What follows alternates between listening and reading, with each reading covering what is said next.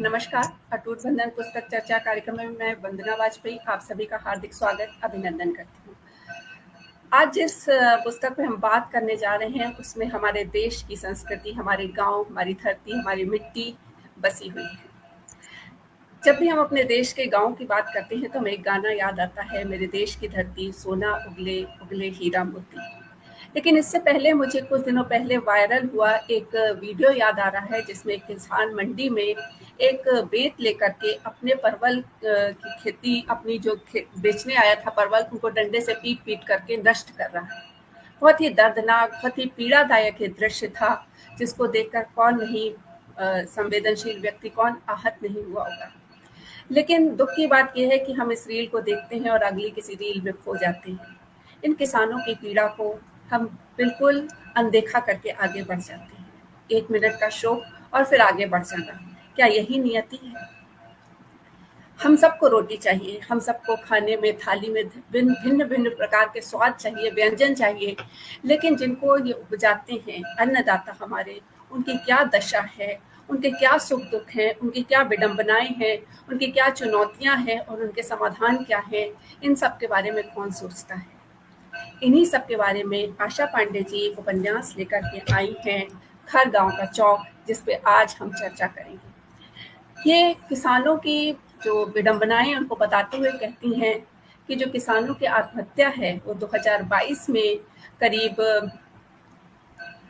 2000 किसानों ने आत्महत्या करी, जिसमें 1200 किसान जो है वो महाराष्ट्र के थे और उसमें 500 किसान जो हैं वो विदर्भ अमरावती क्षेत्र के थे। अमरावती से ही आशा पांडे जी आती हैं। उन्होंने इस पीड़ा को नज़दीक से देखा है, उस पीड़ा को महसूस किया है और इस पीड़ा ने उनको विवश किया कि वो उनको कलम से उस पीड़ा को आप तक पहुँचाएँ। वो देखती हैं कि जो किसान हैं पहले भी उनके जीवन में विडंबनाएँ थी, मौसम की मार झेलते थे, लेकिन तब आत्महत्या का प्रतिशत इतना ज़्यादा नहीं था। आखिर क्या कारण है कि आत्महत्या का प्रतिशत बढ़ गया है? वो देखती हैं कि विदर्भ का जो क्षेत्र है वो संतरे और कपास की खेती के लिए प्रसिद्ध है। यहाँ पर आत्महत्या करने की वजह बीटी जो कॉटन है उसके महँगे बीज हैं, जो पहले नहीं खरीदने पड़ते थे। इसके अलावा इन बीजों की देख-रेख, उसमें कीटनाशक, किसानों की लागत इतनी ज़्यादा है कि फसल की वो लागत का मूल्य उनको लागत जितनी लगती है उतना भी मूल्य उनको नहीं मिल पाता है। इन सारी विडंबनाओं को देखते हुए भी वो इस बात पे जोर देती हैं कि आत्महत्या किसी समाधान नहीं है समस्या का, बल्कि हमें उन समस्याओं को खोजना पड़ेगा, उन समस्याओं की तह में जाना पड़ेगा और वो सहकारिता पर जोर देती हैं। बहुत सारी बातें करती हैं, लेकिन मुख्य बात ये है कि अपनी पूरी कहानी में वो कथा के माध्यम से ये सारी बातें कहती जा रही हैं। आज जबकि तुरंता साहित्य लिखा जा रहा है, जहाँ बहुत छोटी-सी कोई घटना ली, उस पे साहित्य लिखा जाता है, उसमें इतनी गंभीर बात उठाना किसी लेखक के लिए दुस्साहस ही कहलाया जाएगा, क्योंकि वो बहुत सारी बातें उठा रही हैं, लोन लेने की बातें उठा रही हैं, किसान क्यों आत्महत्या कर रहे हैं, उनकी बातें उठा रही हैं। वहीं पर कुछ उनके बीच की जो लोक संस्कृति है, उनकी बात करती हैं, उनके लोकगीतों की बात करती हैं, उस भाषा की बात करती हैं। जब इतना बड़ा वितान कोई लेखक तानता है, तो पुस्तक एक अच्छी पुस्तक बन जाती है, जो साहित्यिक दृष्टि से पाठक को उन्नत करती है।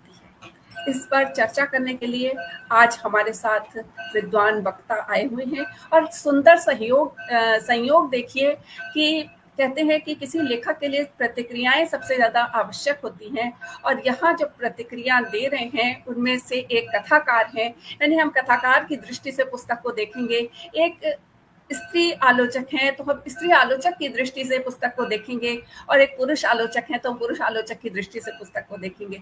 तो यहाँ हमें इतनी सारी दृष्टियाँ मिलेंगी, तो ये कार्यक्रम निश्चित रूप से बहुत ही एक समृद्ध कार्यक्रम बनेगा, इसकी मुझे आशा है। और इस आशा के साथ-साथ मैं अपने पहले वक्ता आदरणीय मनीष वैद्य जी को आमंत्रित करना चाहूँगी। उससे पहले मैं उनका परिचय छोटा-सा देना चाहूँगी, जो कि मैंने उनकी किताब गुलाबी छाँव से लिया हुआ है।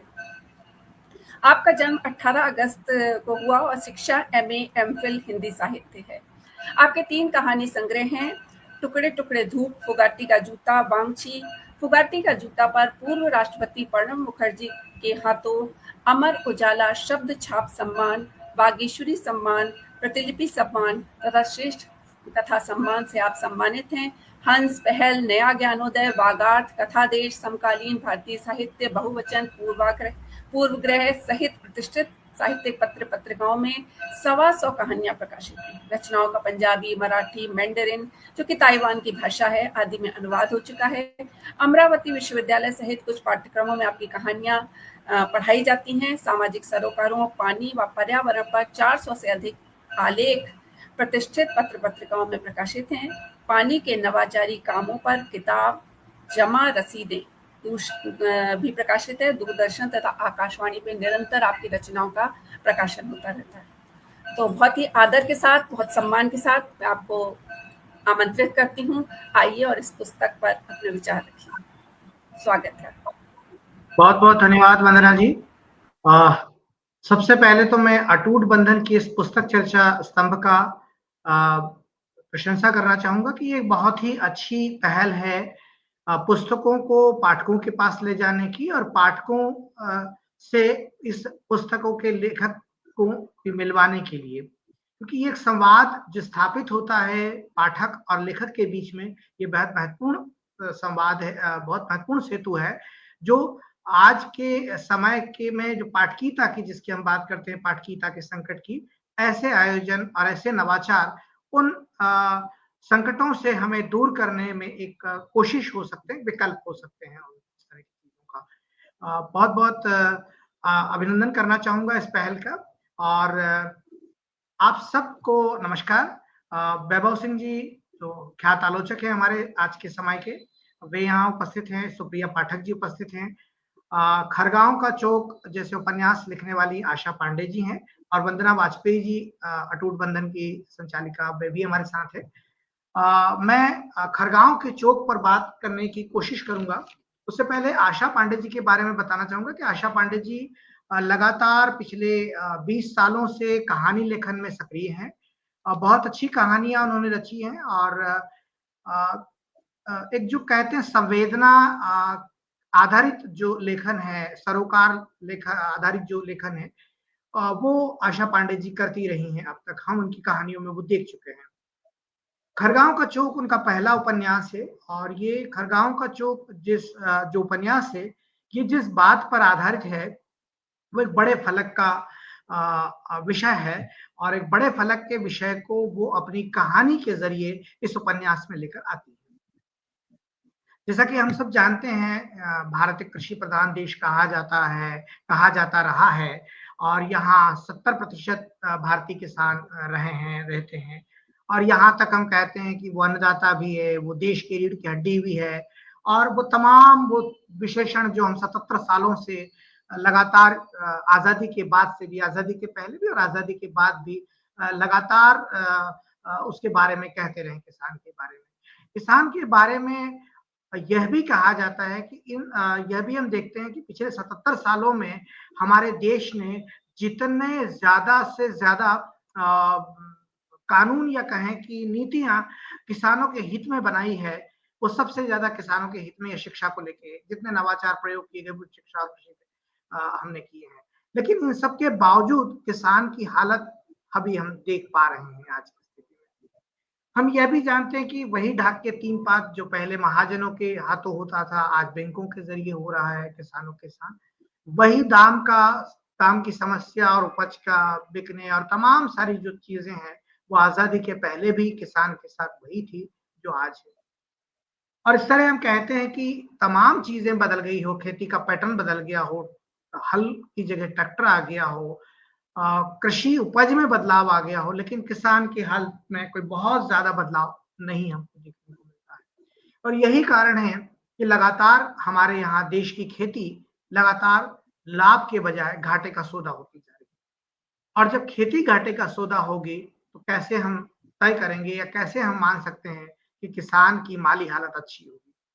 किसान की माली हालत के जो बात है वो यह है, अभी जैसे वंदना जी ने कहा, हजारों में हमारे यहाँ किसानों की आत्महत्याएं हो रही है, हर साल हो रही हैं। एक समय में विदर्भ और यवतमाल अमरावती का इलाका इन आत्महत्याओं की वजह से काफी बदनाम रहा है। काफ़ी एक तरह से काफ़ी बड़ी तादाद में यहाँ पे किसानों ने आत्महत्याएँ की है। वक़्त की मार से वो उस तरह प्रताड़ित हो गए कि उनको आत्महत्या के अलावा और कोई रास्ता नज़र नहीं आया।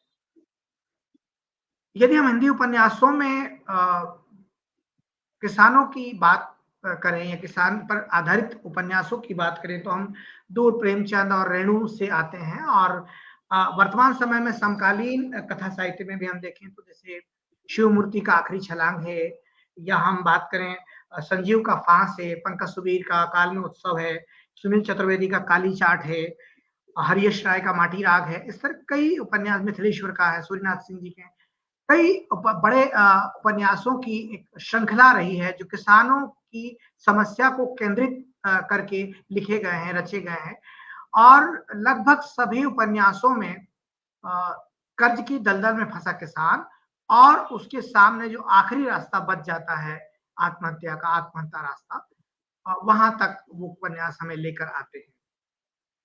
उसी कड़ी में, उसी आधार भूमि पर आशा पांडे जी भी अपना एक नया उपन्यास लेकर आती हैं, खरगांव का चोक।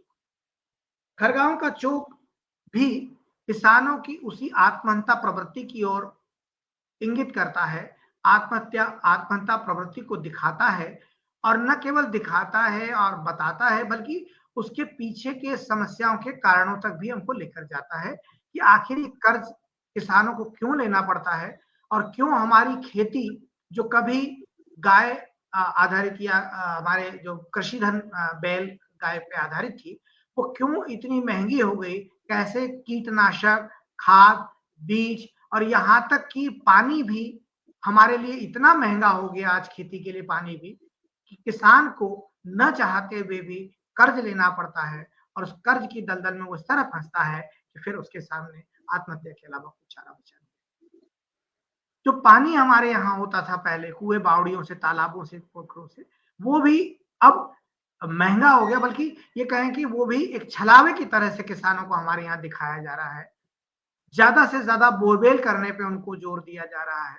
पुरातन हमारी जो चीजें थी, पोखर, तालाब, नदियां या कुएं बावड़ियां, वो सब नेस्तो नाबूद कर दिए गए हैं और उनकी जगह एक अलग तरह का छलावा किसानों को दिया जा रहा है कि आप कर्ज लीजिए, बोरवेल कराइए, पानी आपके खेत की मेड़ तक पहुंच जाएगा और वहां से आप सिंचाई कर सकते हैं।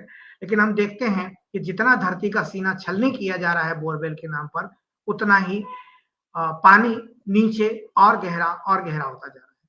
पानी एक समस्या का कारण हो सकता है, महंगे बीज एक कारण हो सकते हैं, कीटनाशकों की समस्या और कीटनाशकों की अनिवार्यता एक प्रश्न हो सकते हैं और तमाम सारी चीजें जो अलग अलग उपन्यासों में हमें सामने दिखाई देती है, वही खरगांव के चोक में भी हमें दिखाई देती है। इन विसंगतियों, विडंबनाओं, प्रवृत्तियों, कारणों पे और बात करती हैं आशा जी और एक अच्छी बात है कि वो एक संभावित विकल्प भी इस उपन्यास के जरिए सुझाती हैं कि हाँ, हालात हमारे आसपास बहुत बिगड़े हुए हैं, बहुत खराब हालात हैं, लेकिन इन खराब हालातों में भी कोई एक छोटा सा रास्ता, चाहे वो धुंधला रास्ता है, चाहे वो कोहरे भरा रास्ता है, चाहे वो कोहरे में किरण की उम्मीद जैसी जगाता है, लेकिन वो एक रास्ता है हमारे पास जिसको आशा जी अपने उपन्यास के उत्तरार्ध में लेकर आती हैं और कहती हैं कि यहाँ भी एक रास्ता बचता है इस तरह से।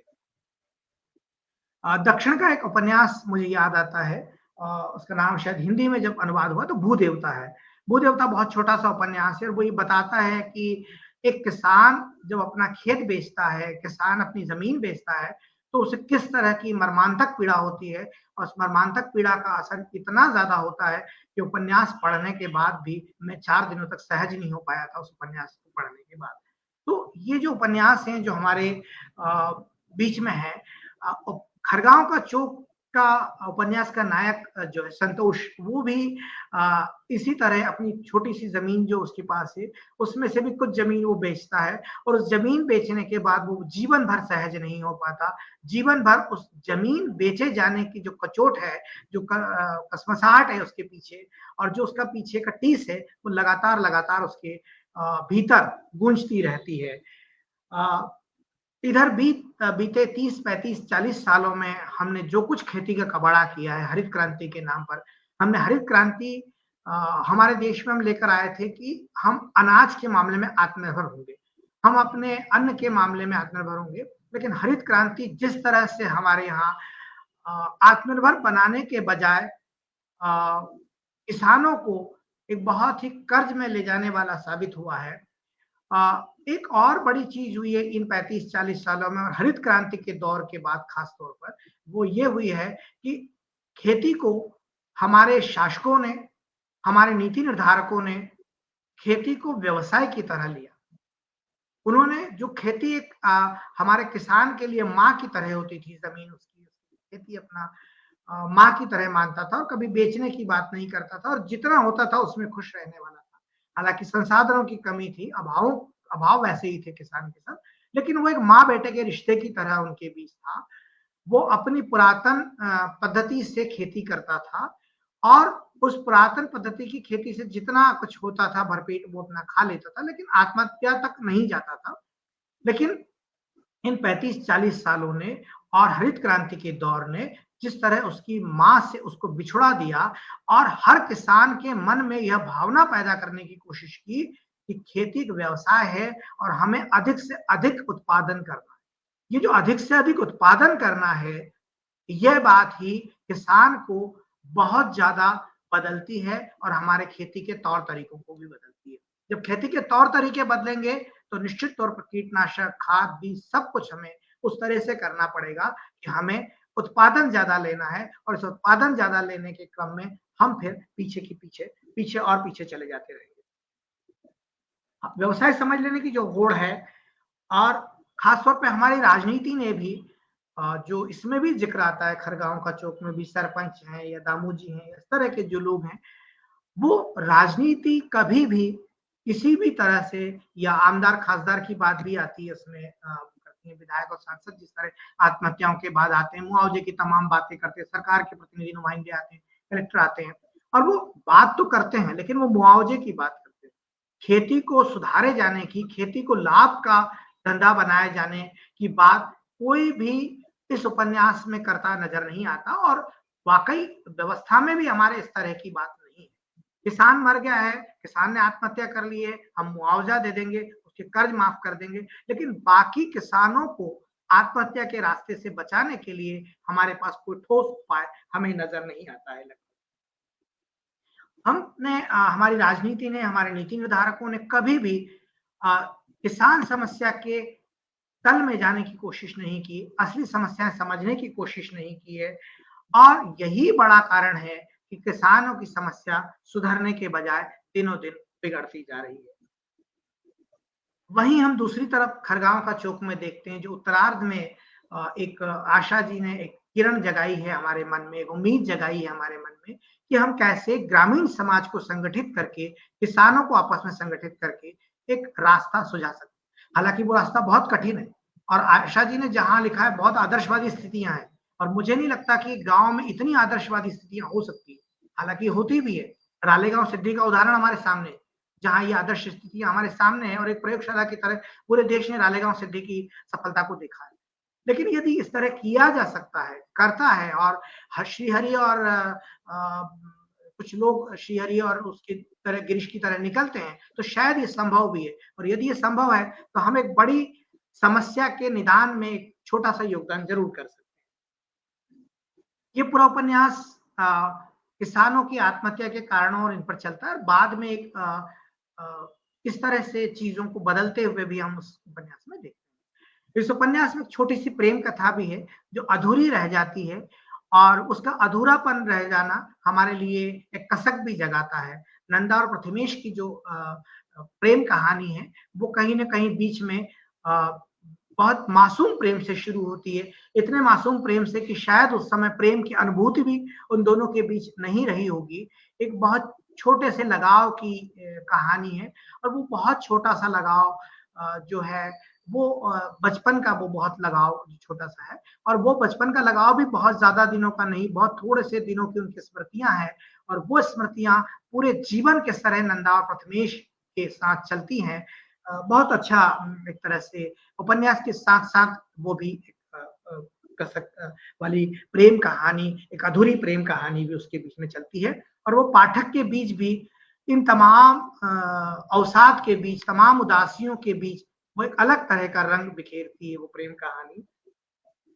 इस उपन्यास में जैसे अभी वंदना जी बात भी कर रहे थे कि स्त्रियों की दृष्टि से उपन्यास को देखे जाने की भी जरूरत है। ये उपन्यास स्त्रियों का एक बहुत मजबूत पक्ष हमारे सामने रखता है, जिसमें शांता जैसी महिला है, जिसमें तमाम जो महिलाएं हैं जो संतोष के मर जाने के बाद भी किस तरह वो अपने परिवार को लेकर आगे चल रही हैं, या तमाम सारी चीजें हैं, या जब वो कहते हैं कि इस तरह नहीं हो सकता तो एक स्त्री ये जो कहती है कि नहीं वर्गनी करके हम इस काम को करेंगे, तो एक बहुत अलग तरह से स्त्री, मजबूत स्त्री के रूप में हमारे यहाँ आशा जी के उपन्यास में खरगांव का चूक में हमें दिखाई देती। लगभग जितनी स्त्रियां हैं वे बहुत मजबूत पक्ष में हैं, बल्कि मैं कहूंगा कि फैसला करने की स्थिति में वो महिलाएं हैं, इस समाज की स्थिति को बदलने में सक्षम वो महिलाएं हैं।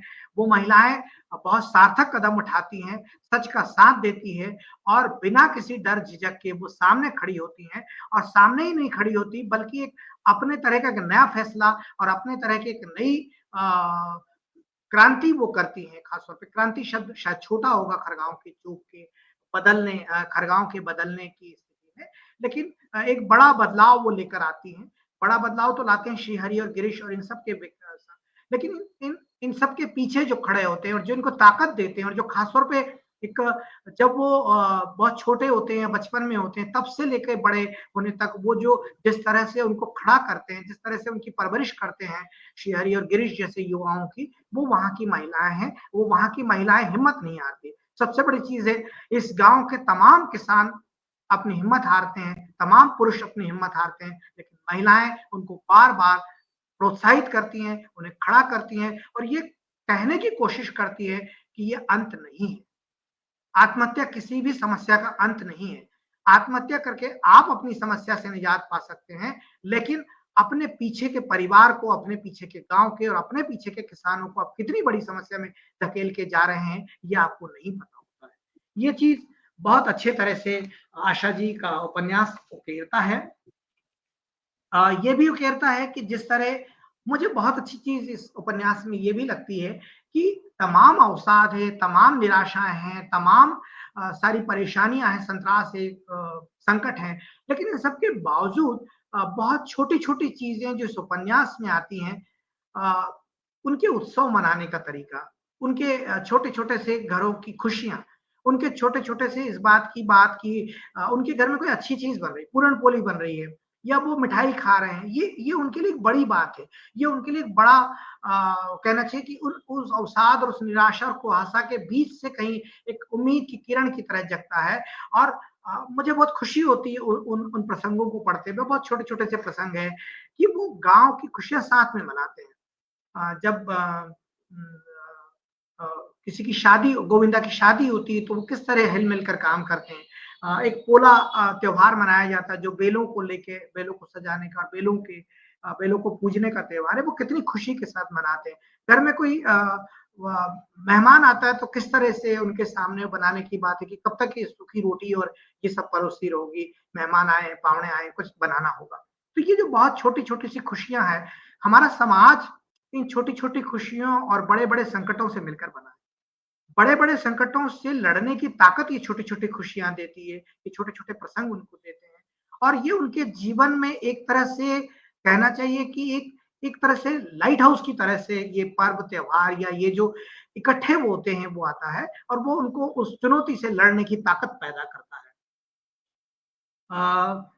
गांव के आपसी रिश्तों का इसमें एक बहुत यथार्थ चित्रण खरगांव के चौक में किया गया है।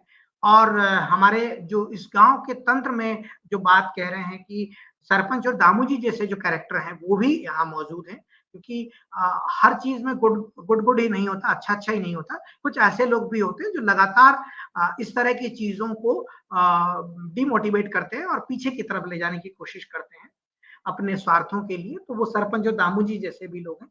मुझे इस उपन्यास में एक बहुत अच्छा कैरेक्टर मिला और बहुत बहुत पावरफुल कैरेक्टर आशा जी ने उसको बनाया है, मानमोड़े का कैरेक्टर। मानमोड़े जिस तरह से शुरुआत से लेके संतोष के साथ से लेके प्रथमेश को साथ देता है और बाद में वही श्रीहरि को भी साथ देता है, और बल्कि एक संभावना पैदा करता है, बल्कि एक पीछे से एक हिम्मत देता है। वो बहुत ही महत्वपूर्ण तरीके से मुझे लगता है कि मानमोड़े का कैरेक्टर यहाँ बहुत अच्छा है। और इस उपन्यास के बारे में बहुत सारी बातें मैं कह सकता हूँ, लेकिन हमारे बीच बहुत अच्छे आलोचक, 2 आलोचक हमारे साथ हैं। सुप्रिया जी हैं, वैभव सिंह जी हैं, जो बहुत अच्छे आलोचक, आज के समय के बहुत महत्वपूर्ण आलोचक हिंदी जगत के हैं, हिंदी साहित्य के हैं। और मैं चाहूँगा कि एक कथाकार की दृष्टि से मुझे जो कुछ लगा, वो मैंने कहने की कोशिश की है। लेकिन महत्वपूर्ण बात जो इस पर करना है, वैभव सिंह जी, सुप्रिया जी को करना है। इसलिए मैं चाहूँगा कि मैं अगला समय उनके लिए आरक्षित करके रखूँ और वो अपनी बात करें। बहुत-बहुत धन्यवाद वंदना जी, आशा जी और आप सब लोगों का कि मुझे धन्यवाद।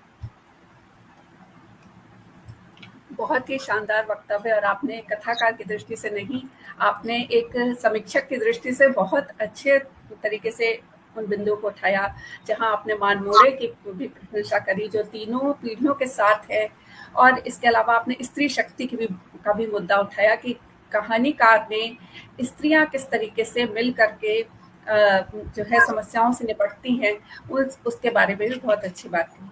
जब आपने मानमोड़े की बात कही, तो मुझे कहीं ना कहीं ये याद आ रहा है कि हम लोग गांव के लोगों को बड़ा भूला समझते हैं और समझते हैं कि वहाँ के बच्चे बड़े संस्कारी होंगे, लेकिन मानमोड़े का बेटा गोपाल कितना कुसंस्कारी है और किस तरीके से शराब पी के पड़ा रहता है, दिन रात उसकी शराब में ही बीतती है, और माँ से कहता है आलसी हो, पड़ी हुई हो, पिता से बदतमीजी करता है। इसके बाद श्रीहरि भी जो है थोड़ा बड़ा होता है, तो उसको भी माँ से गुस्सा हो रहा है।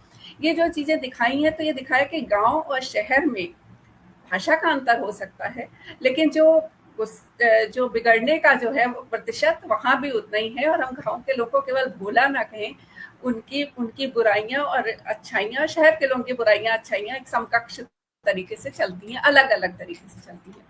तो अब मैं अपनी अगली वक्ता को आमंत्रित करना चाहूंगी, जो कि युवा आलोचक हैं, और वो स्त्री दृष्टि से इस कहानी के बिंदुओं को उठाएंगी, बताएंगी और हम सब लोगों को समृद्ध करेंगी। उससे पहले उनका छोटा सा परिचय मैं देना चाहूंगी।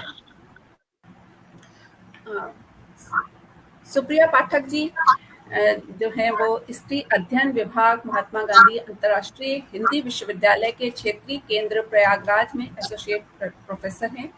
उन्होंने हिंदी में कई स्त्री केंद्रित पुस्तकें प्रकाशित की हैं, जैसे भारतीय स्त्रीवाद के आयाम, भारतीय स्त्रियों का अहिंसा प्रतिरोध, स्त्री एवं प्रकृति, मीराबेन, गांधी की सहयात्री, स्त्री एवं रंगमंच, स्त्री विमर्श के विविध आयाम, धर्म एवं जेंडर आदि। वह एक संभावनाशील स्त्रीवादी साहित्यिक आलोचक हैं और स्त्रीवादी साहित्य आलोचना, सिनेमा, रंगमंच एवं स्त्री से संबंधित कई मुद्दों पर गंभीर कार्य कर रही हैं।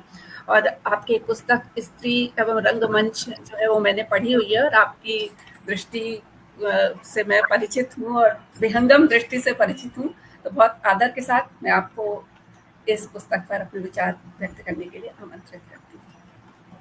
बहुत बहुत धन्यवाद वंदना जी।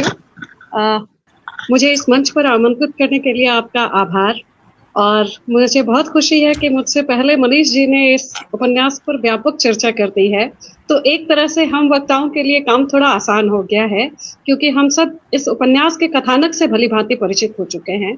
और चूंकि इस पैनल में 2 लोग हिंदी साहित्य से सीधे सीधे जुड़े हुए लोग हैं, मनीष जी और वैभव जी, तो साहित्य की अपनी दृष्टि है रचनाओं को देखने की, रचनाओं के मूल्यांकन की, और वह दृष्टि बिल्कुल ही अलग दृष्टि है सोशल साइंस के डिसिप्लिन से। मैं समाज विज्ञान की विद्यार्थी हूँ, स्त्री अध्ययन पढ़ती पढ़ाती रही हूँ, तो जब मैं इस उपन्यास से रूबरू हो रही थी, इसके पहले आशा जी की कहानियों से मेरा सामना हुआ था, और इस पर हमने एक अच्छी चर्चा भी ऑनलाइन में उस पे हिस्सा लिया था, उस चर्चा में मैंने भी। तो जब मैं इस उपन्यास से गुजर रही थी, तो अनायास ही, और ये संयोग भी था एक तरह से, कि मैं एक साथ 2 उपन्यास पर काम कर रही थी। अभी हाल में शिवमूर्ति जी का उपन्यास आया है अगम बहे दरियाव, और आशा जी का उपन्यास उसी दौरान मुझे मिला, खरगांव का चौक। और ये दोनों ही उपन्यास किसानों की जिंदगी पर केंद्रित उपन्यास है। शिवमूर्ति जी की रचना काफी बड़ी है और बड़े लंबे चौड़े पृष्ठों में है, बहुत सारी घटनाओं और लगभग 360 पात्रों के साथ वह उत्तर भारत के किसानों की कथा कह रहे हैं। और ठीक उसी समय एक छोटी सी सुंदर सी उपन्यास के शक्ल में आई हुई किताब आशा जी लिख रही हैं, खरगांव का चौक। तो उस उपन्यास को पढ़ते हुए, एक तो कि मैं उस उपन्यास को एक बैठक में ही पढ़ गई, मुझे अच्छा लगा, मैं पढ़ गई, दूसरे कि मैं उससे इसलिए भी कनेक्ट कर पा रही थी क्योंकि यह जो विषय है वह हिंदी साहित्य का तो विषय है ही है, लेकिन यह विषय समाज विज्ञान का विषय अधिक है, उसके शोध का विषय अधिक है। और मैं जिस संस्थान में कार्यरत हूँ, महात्मा गांधी अंतर्राष्ट्रीय हिंदी विश्वविद्यालय, चूंकि वह विदर्भ में पड़ता है और हमने अपने स्त्री अध्ययन विभाग के अंतर्गत लगभग 3 से 4 शोध इसी कार्य के साथ किए, इसी विषय पर हमने कराए। और वहाँ एक बहुत अच्छा फाउंडेशन है, स्वामीनाथन फाउंडेशन, अगर आप लोग परिचित होंगे उससे। स्वामीनाथन फाउंडेशन का काम जो है वो किसानों के साथ है और ग्रीन रिवॉल्यूशन के साथ उनका रिश्ता था बहुत गहरा। उसके बाद उनका जो पूरा काम है वो लगभग वहाँ के किसानों के साथ ही है, तो उनके साथ एक बहुत लंबा अनुभव हम लोगों को काम करने का भी रहा। तो जब मैं ये उपन्यास को पढ़ रही थी तो उसको पढ़ते हुए मेरे दिमाग के स्मृतियों में लगातार वो घटनाएं आ रही थी जिस समय हम लोग इन विषयों पर रिसर्च कर रहे थे, करा रहे थे। और जब रिसर्च करने के लिए विद्यार्थी क्षेत्र में जाते थे, खासतौर पर हिंदी विश्वविद्यालय के विद्यार्थी जो उत्तर पट्टी से आए हुए विद्यार्थी थे, और उत्तर पट्टी के विद्यार्थियों के दिमाग में, हम सब के मन में किसान की जो छवि है वह प्रेमचंद के होरी की है।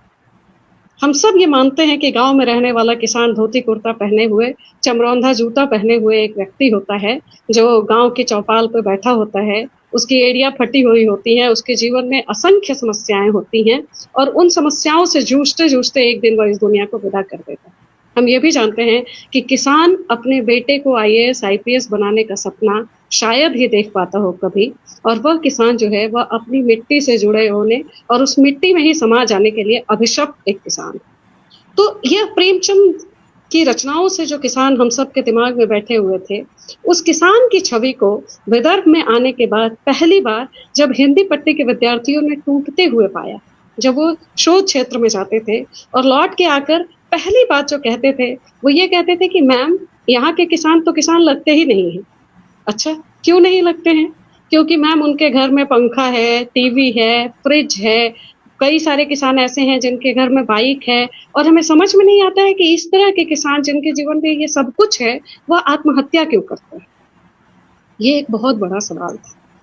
पहला कि हमारे मन में किसान की छवि क्या है, दूसरा कि हम जिस किसान को विदर्भ के क्षेत्र में देख रहे थे उस किसान को किसान के रूप में स्वीकार करने के लिए तैयार क्यों नहीं थे।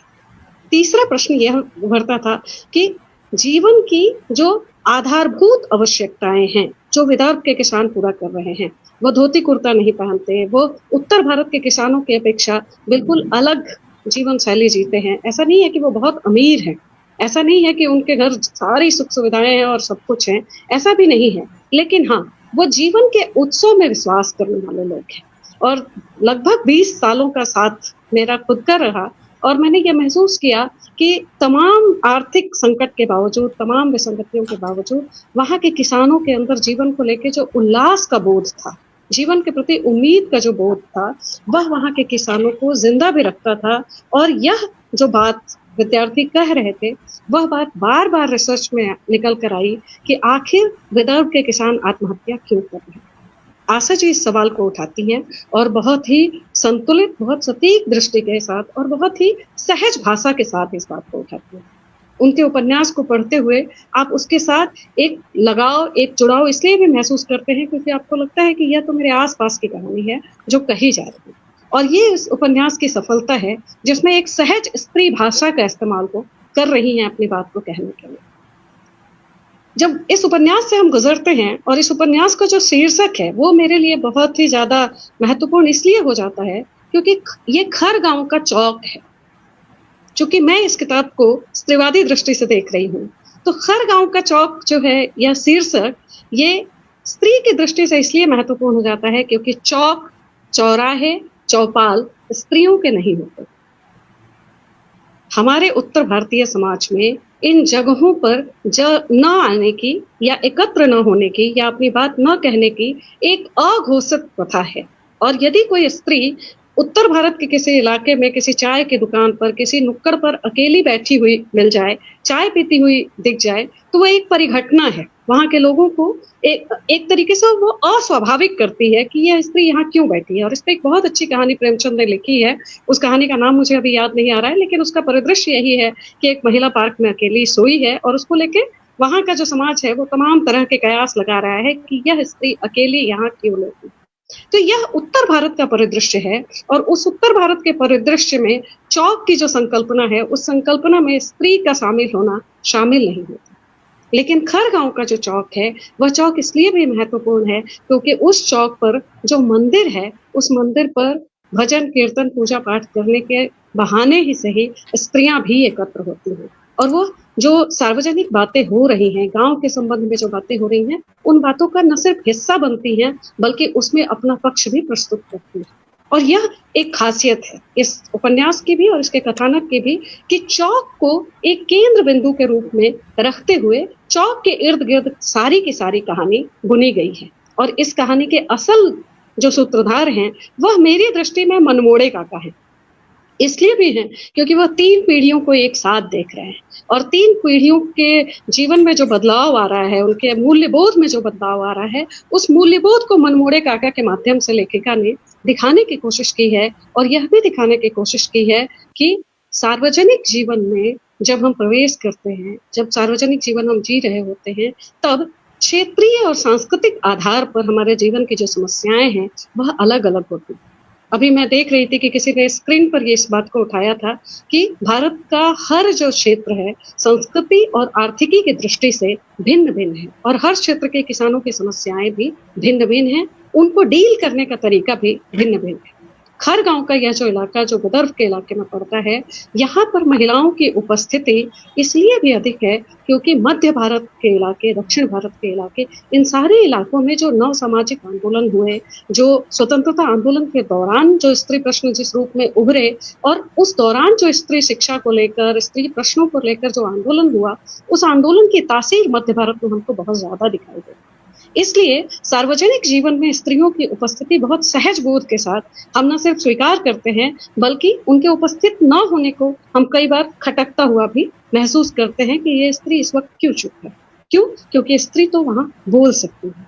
और हम देखते हैं कि उन इलाकों में स्त्रियां बहुत आराम से चाय की टपरी लगाती हैं, सब्जी के ठेले लगाती हैं, बहुत आराम से घरों में काम करने जाती हैं और उनको लेके किसी तरह का यह भावबोध नहीं है कि यह आपकी जगह नहीं है। निजी और सार्वजनिक जीवन का जो विभाजन है वह उत्तर भारतीय इलाकों की अपेक्षा मध्य भारत के इलाकों में कम दिखता है।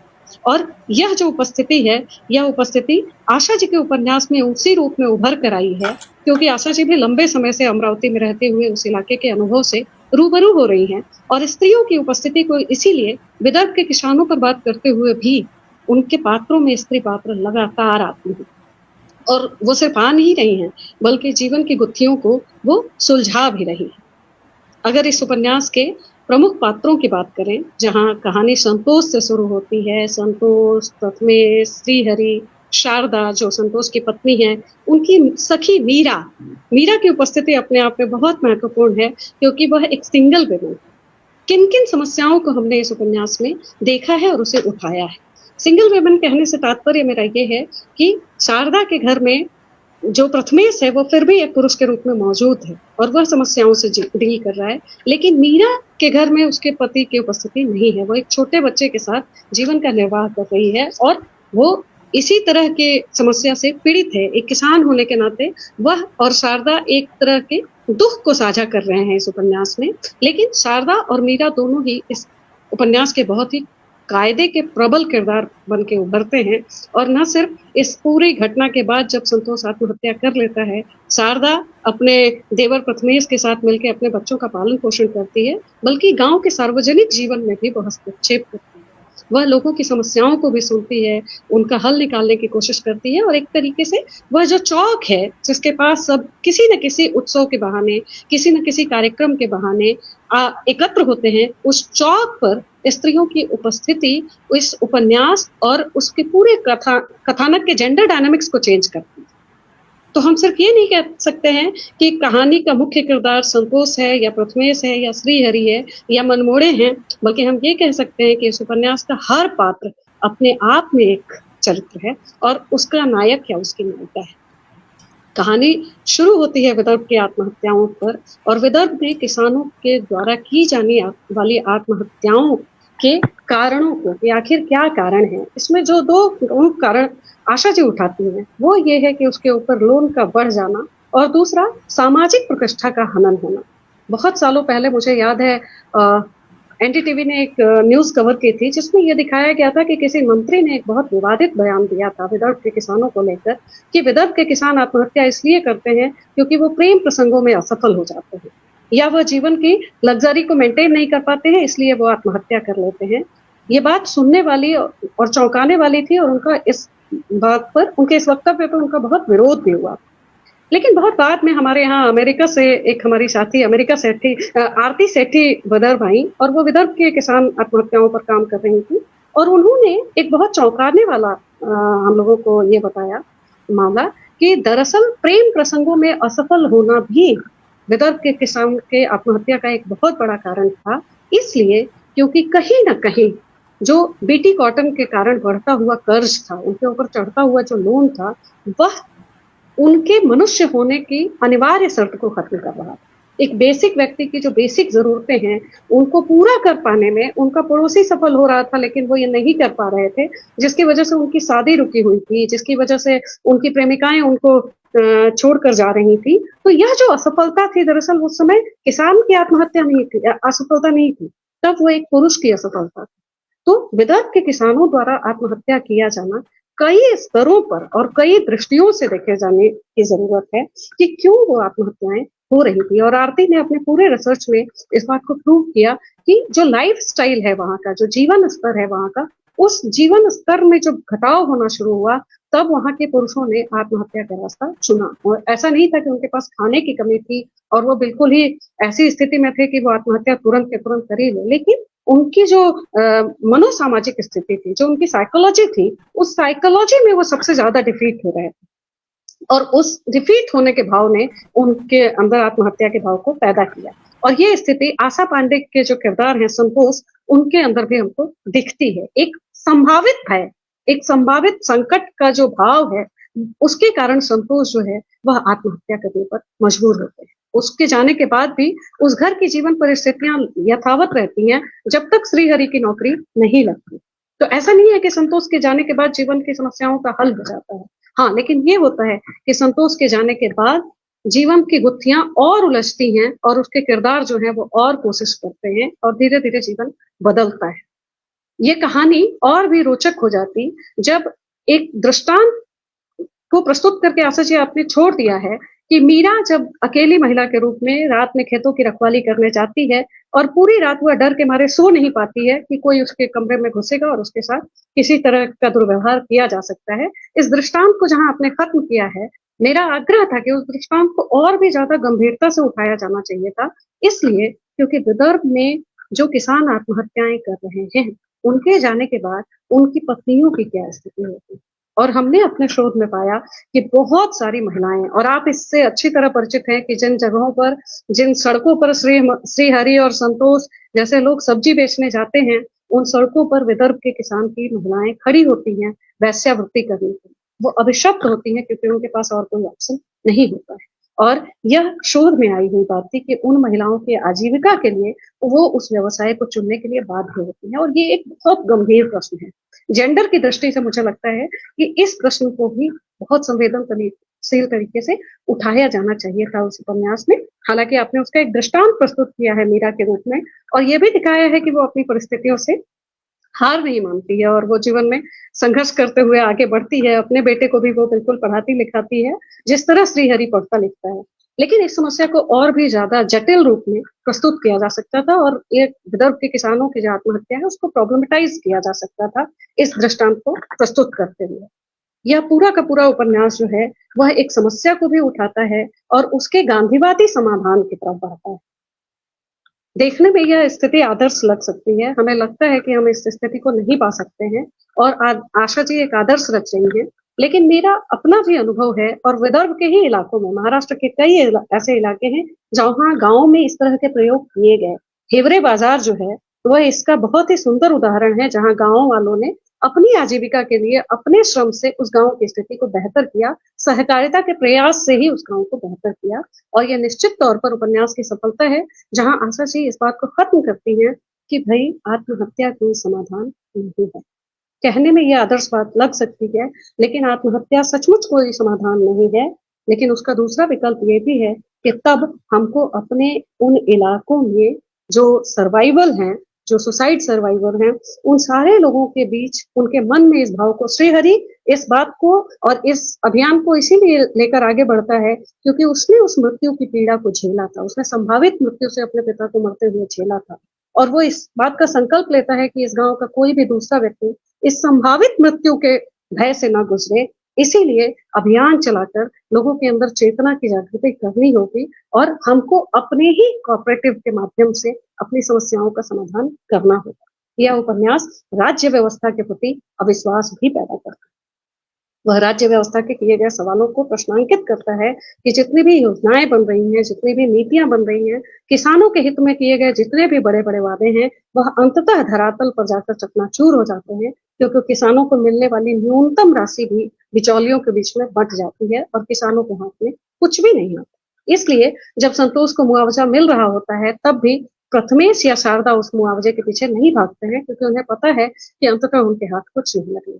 तो सहकारिता ही, ग्राम स्वराज ही अंततः हिंद स्वराज का कारण बनेगी और तभी भारतीय किसान जो है वह स्वराज को प्राप्त कर सकेगा। इस उद्देश्य को अपने लेखन के माध्यम से आशा जी ने बहुत ही सुंदर ढंग से इस उपन्यास में अपनी सहज भाषा, सहज स्त्री भाषा के साथ प्रस्तुत किया है। उसके लिए मैं बहुत बहुत बधाई देती हूँ और कामना करती हूँ कि अगला उपन्यास जब भी आप लिखें तो विदर्भ की किसान महिलाओं को केंद्र में रखते हुए, उनके जीवन की जटिलताओं को केंद्र में रखते हुए भी कुछ संवेदनशील लेखन आपकी तरफ से जरूर आना चाहिए। आशा जी बहुत बहुत धन्यवाद। आप लोगों ने मुझे ऑनलाइन माध्यम से सुना, चंद्रकला जी जुड़ी हुई हैं, प्रज्ञा जी जुड़ी हुई हैं, बहुत सारे लोग इस मंच पर हमारे साथ हैं, तो बहुत बहुत धन्यवाद। मुझसे जो छूट गया वो कहने के लिए वैभव जी हमारे बीच बैठे हुए हैं।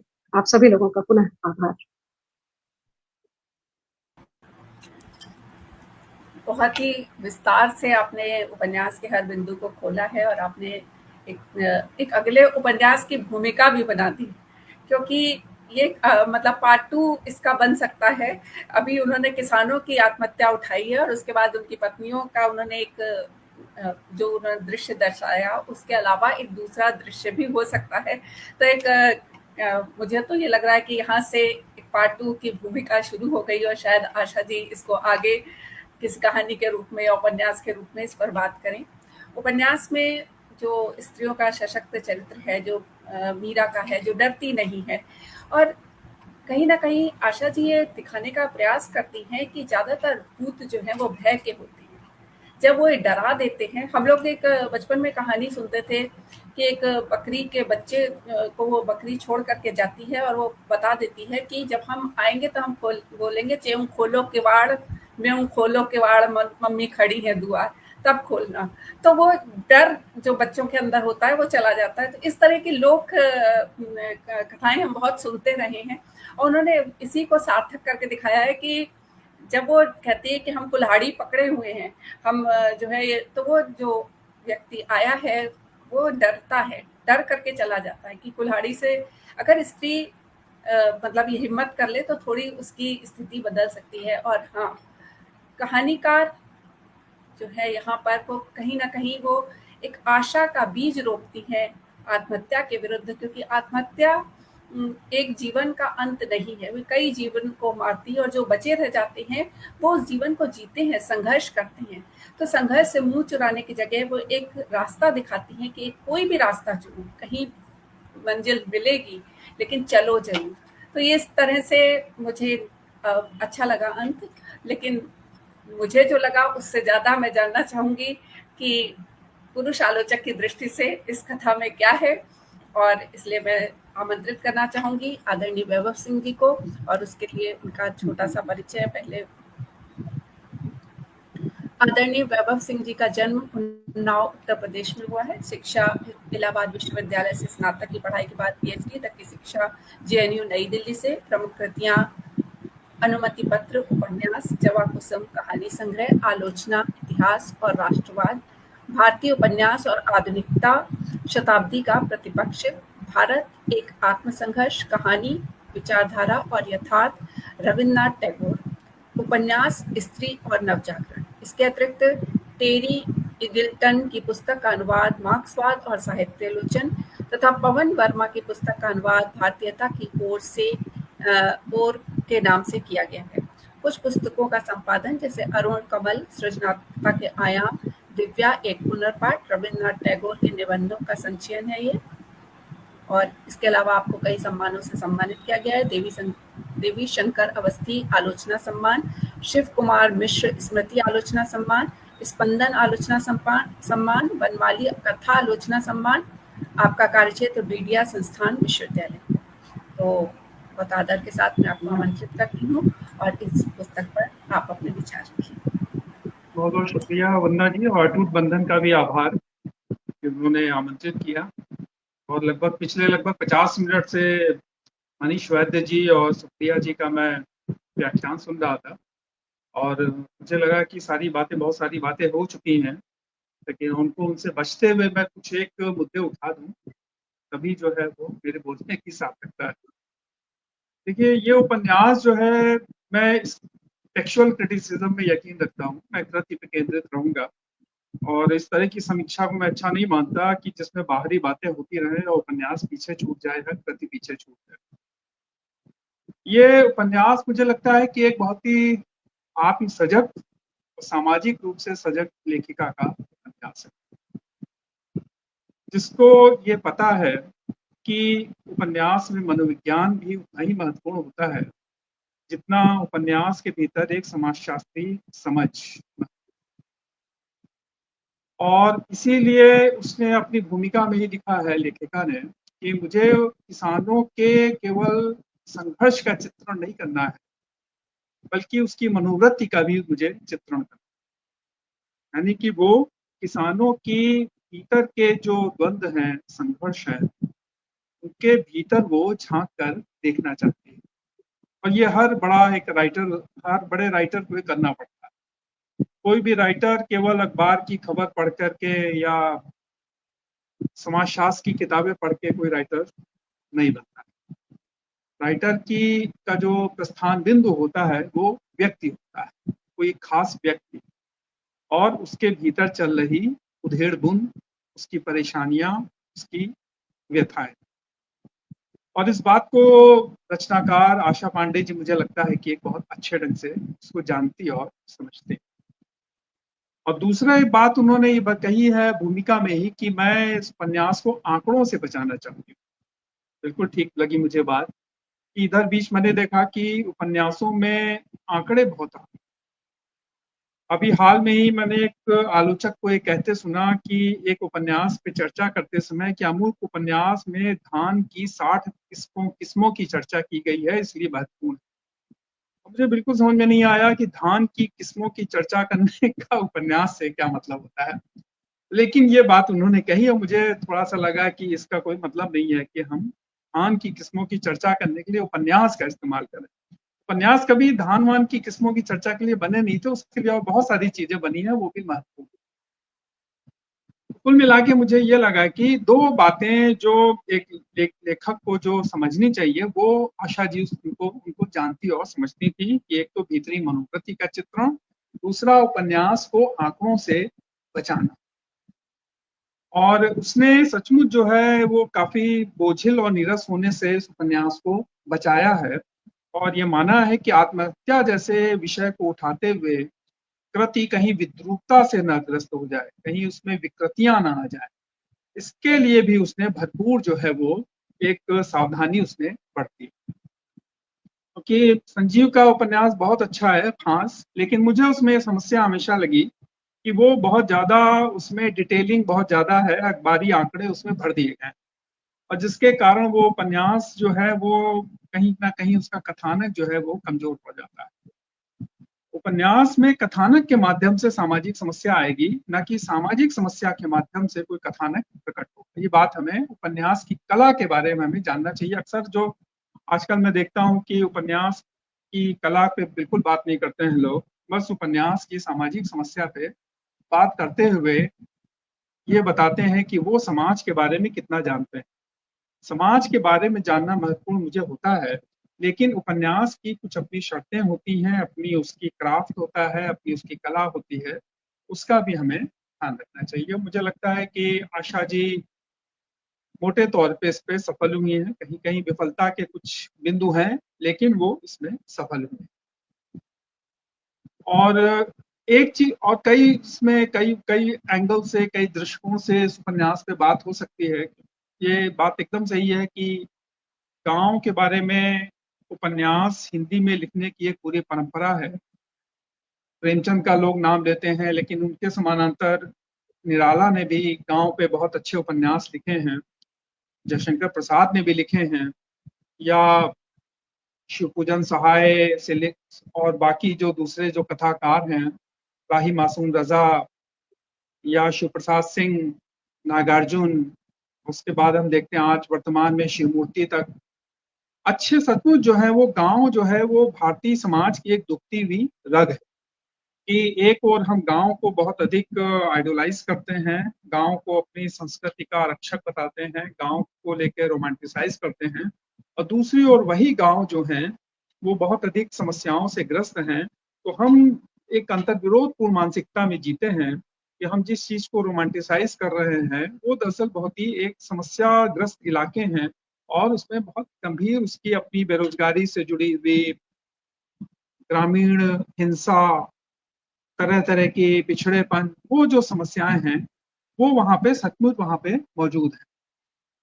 तो कुल मिला के मुझे लगता है कि एक लेखक भी जो है वो अपने समाज के जो दृष्टिकोण में जो अंतर्विरोध है उससे लड़ते हुए वो एक उपन्यास की रचना करता है, और उस उपन्यास में वो किसी न किसी प्रकार से वो गांव का वो चित्रण करता है। मुझे एक बात ये भी अच्छी लगी इस उपन्यास में कि इसमें विदर्भ का परिवेश जब उठाया गया है तो उस परिवेश के शब्दावली, भाषा बड़ी महत्वपूर्ण होती है। बाकी ये सब चीजें ऊपर की हैं कि उपन्यास हमारा किसान बहुत परेशान है, हम ये बताने लग जाएं। अंततः हमें कृति पे हमें बात करनी है, उसमें देखना है कि उस उपन्यास ने उसको किस कलात्मक तरीके से उसने उसको चित्रण किया, उसका चित्रण किया है, और उसका चित्रण कितना प्रामाणिक।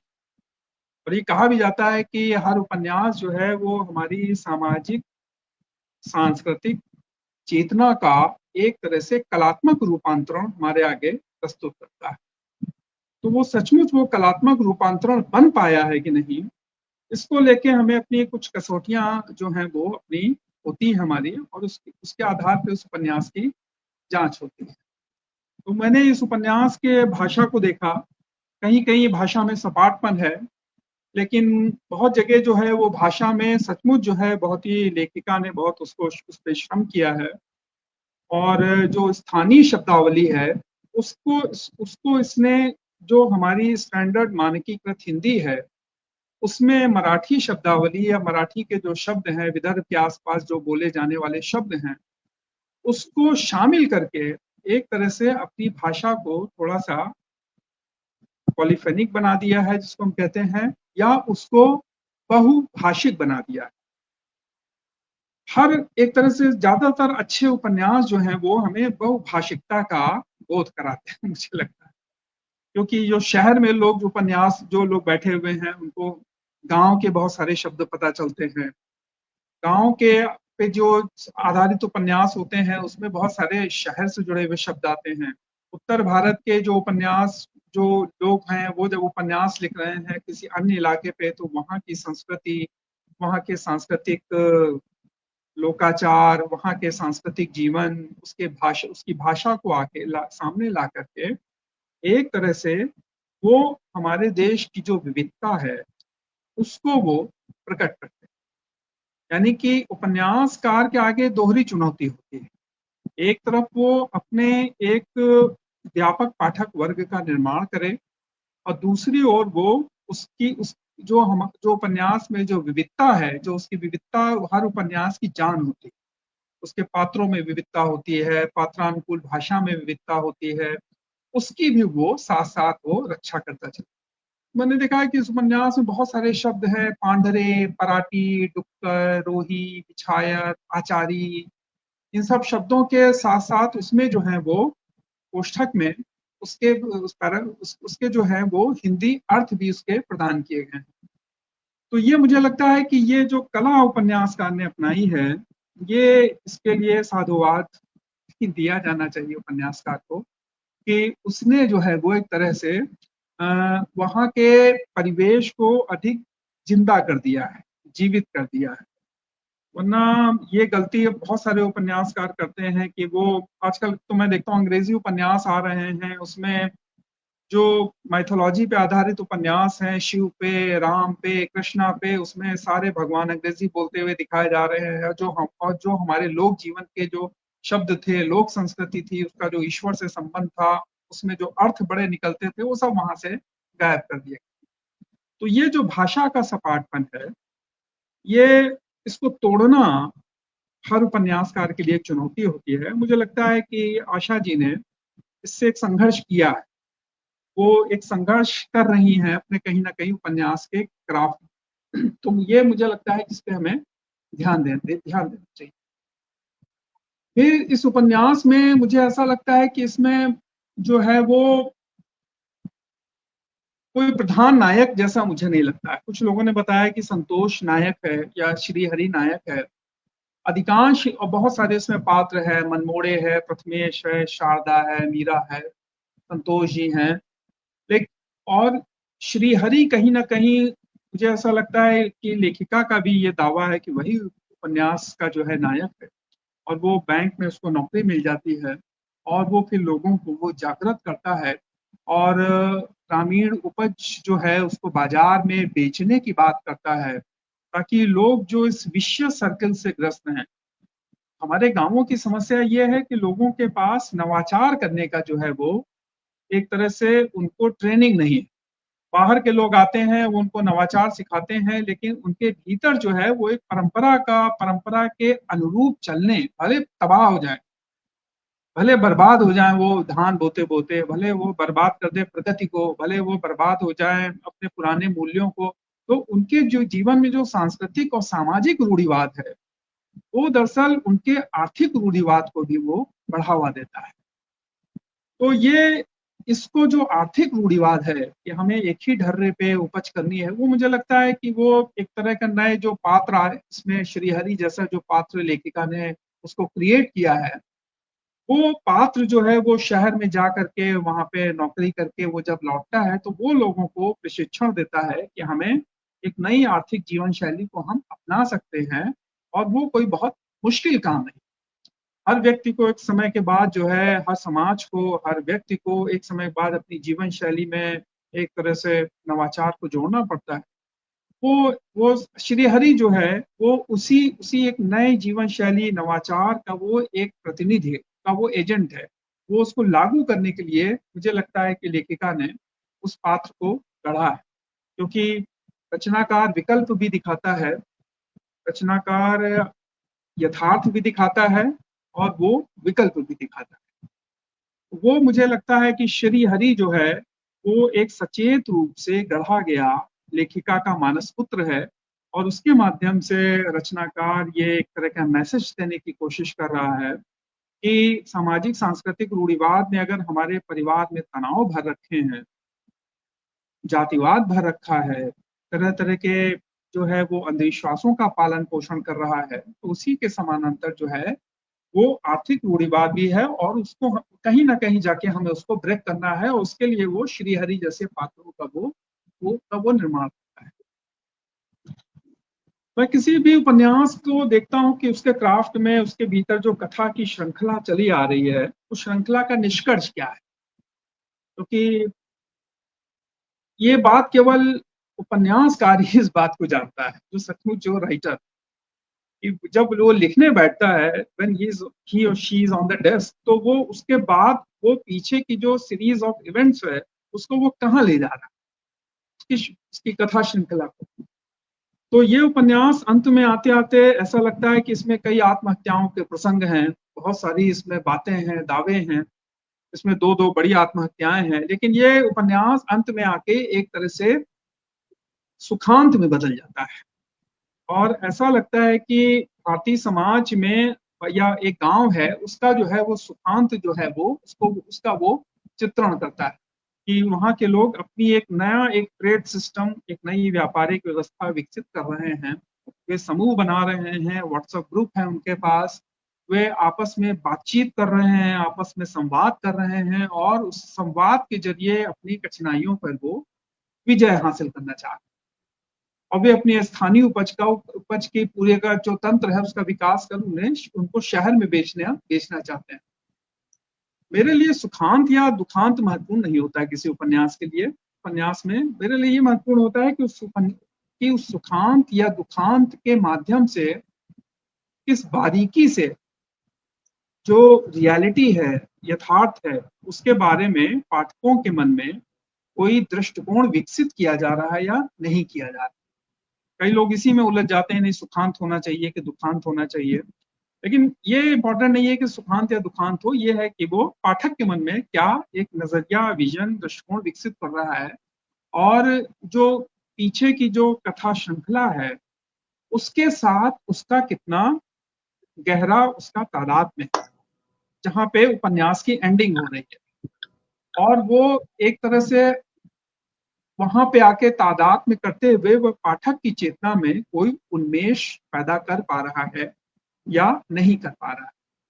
क्योंकि हर उपन्यास जो है वो अपनी, कहा जाता है कि अपने पाठकों की सहानुभूति का विस्तार करता है कि हम ज्यादा बड़े स्तर पे अपनी इम्पैथी को हम एक बृहत्तर स्तर पे हम ले जाते हैं। इस अर्थ में उपन्यास का अंत मुझे कोई बहुत नाटकीय नहीं लगा और अधिक यथार्थवादी भी लगा, क्योंकि सच तो यह है कि आज सचमुच, जैसे कि सुप्रिया जैन ने भी कहा, कि सचमुच आज गांवों में एक ऐसी पीढ़ी सामने आ रही है जिसके पास अधिक ऑल्टरनेटिव है, जिसके पास अधिक सूचनाएं हैं, जिसके पास आपस में बातचीत करने के अधिक रिसोर्सेस हैं, अधिक साधन हैं। मैं स्वयं अवध के जिस गांव से आता हूँ, छोटे से गांव से, तो वहां पे भी मैंने देखा कि जो नई पीढ़ी है वो पीढ़ी गांव की एक भौगोलिक सीमा के भीतर रहती है, लेकिन उसके लिए उस भौगोलिक सीमा का अतिक्रमण करना बड़ा आसान है और वो हर तरह के विचारों से, हर तरह की बातों से हर को परिचित है।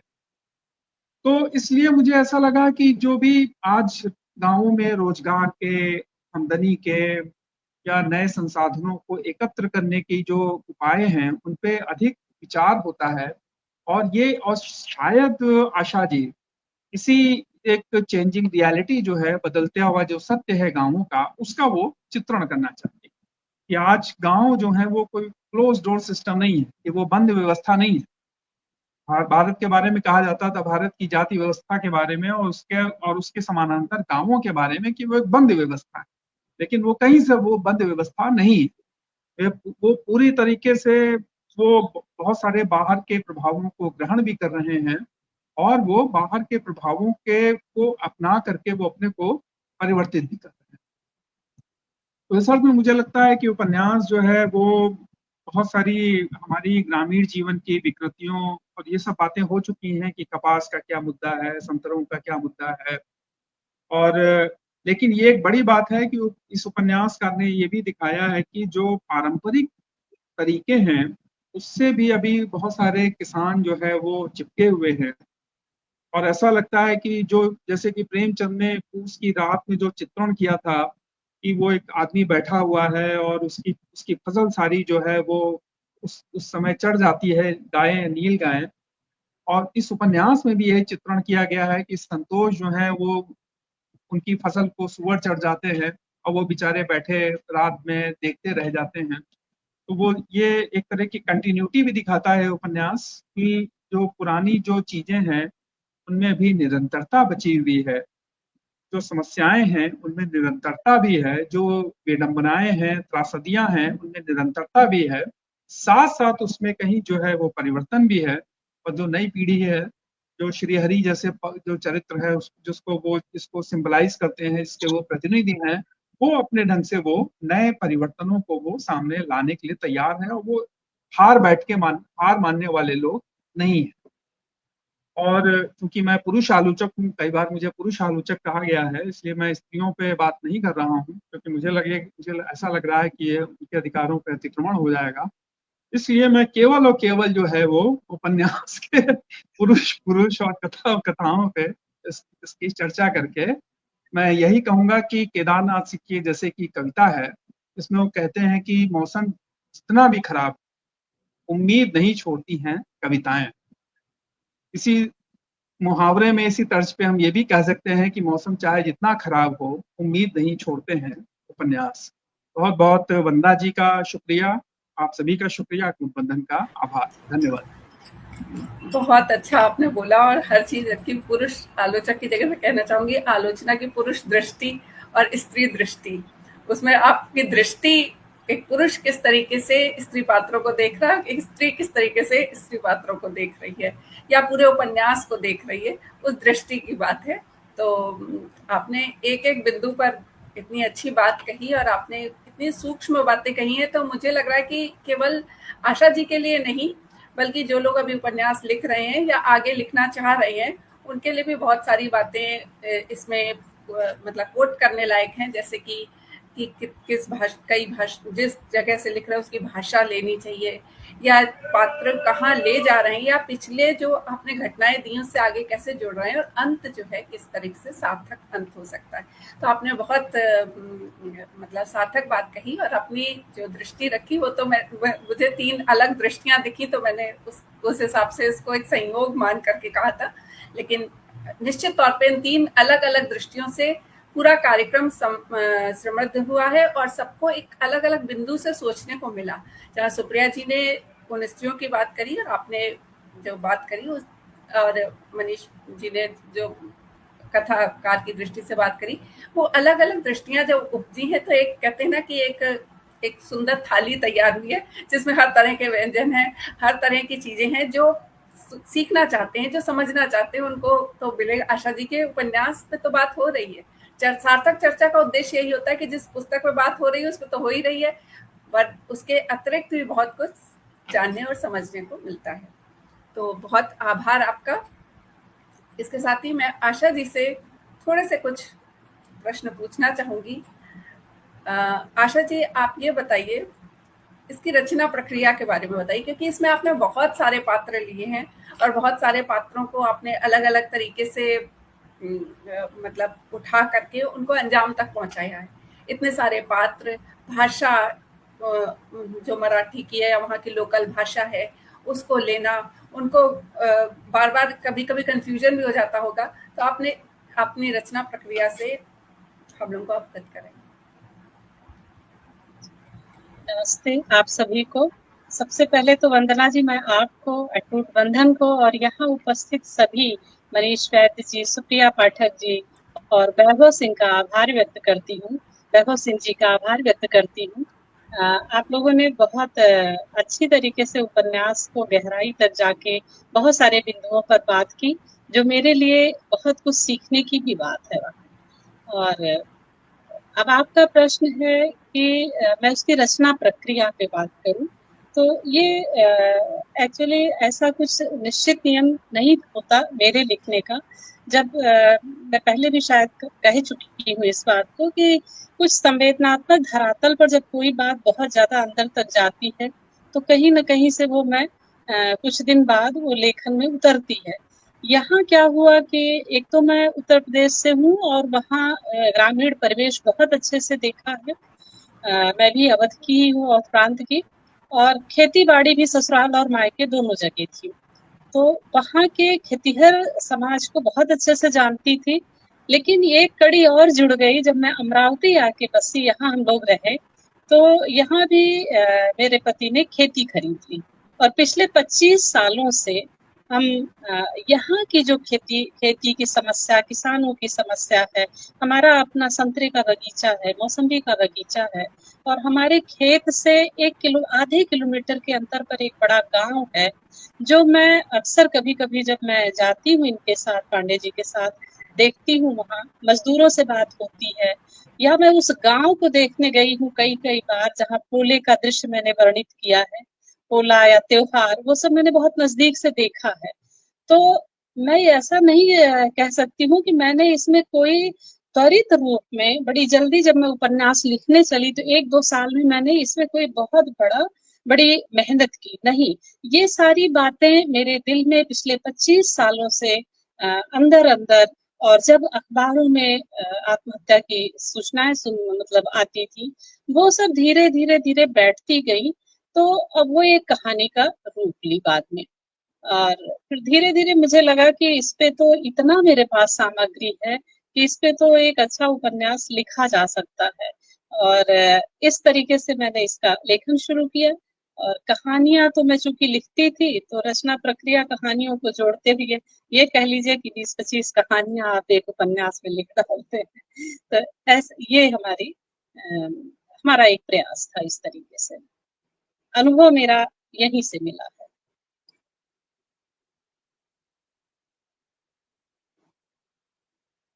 वंदना जी?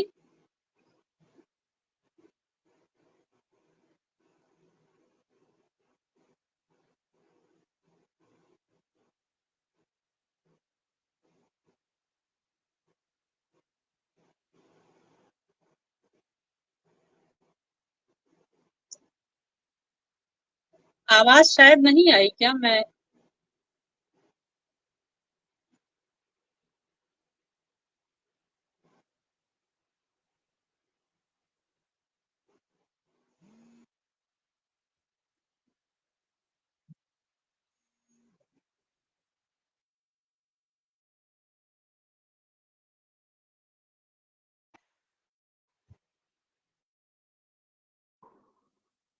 वंदना जी शायद ऑफलाइन हो गए हैं।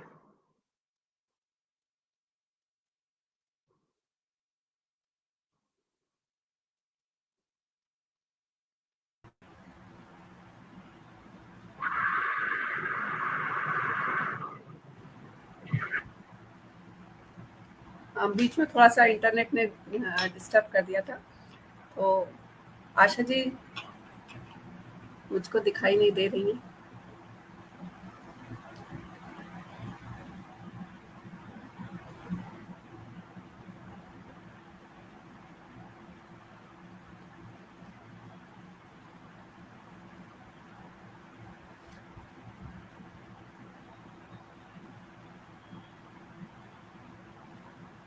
आवाज नहीं आ रही है क्या? नहीं आ रही है, बीच में थोड़ा सा इंटरनेट डिस्टर्ब हो गया था मेरा।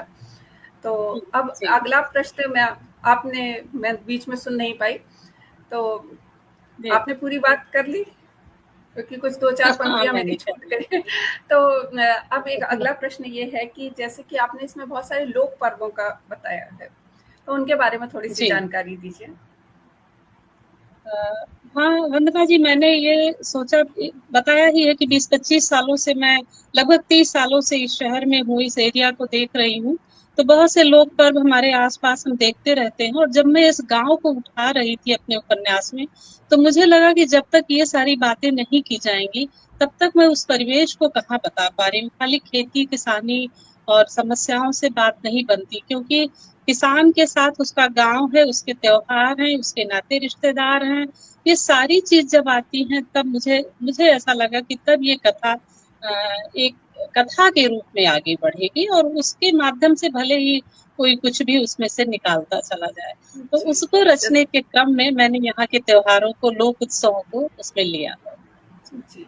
और जैसे कि एक कथाकार जो होता है वो काफ़ी उसका ऑब्ज़र्वेशन बहुत सूक्ष्म होता है, वो बहुत माइन्यूटली चीज़ों को ऑब्ज़र्व करता है। तो एक चीज़ मैंने देखी कि आपने जैसे एक स्त्री का देखा कि जैसे सॉफ्ट पावर दिखानी है उसको, तो किस तरीके से दिखाती है। बच्चों का नाम वो नहीं चाहती थी कि भगवान के नाम पे रखा जाए, तो श्री हरि और गोविंदा नहीं रखना चाहती थी, लेकिन पति के कहने पे उसे रखना पड़ा। तो जब पीटती है तो ज़ोर-ज़ोर, जब उसे गुस्सा आता है तो उन्हीं का नाम ले लेके पीटती है। पति की इच्छा है कि अंत समय जो है वो भगवान का नाम निकलेगा, इसलिए वो रखा। तो इतना माइन्यूट ऑब्जर्वेशन एक कथाकार की एक बहुत विशेषता होती है। तो यहीं पर नहीं, जहाँ पर आप मंगलसूत्र की बात करती हैं, कि वो मंगलसूत्र लाता है, वो देखती है, देख करके हट जाती है, और फिर वो मंगलसूत्र जो है उसके लिए लेके आता है कि नहीं तुम ये पहनो, सस्ता है लेकिन तुम इसे पहनो, काफी समय तक चल जाएगा।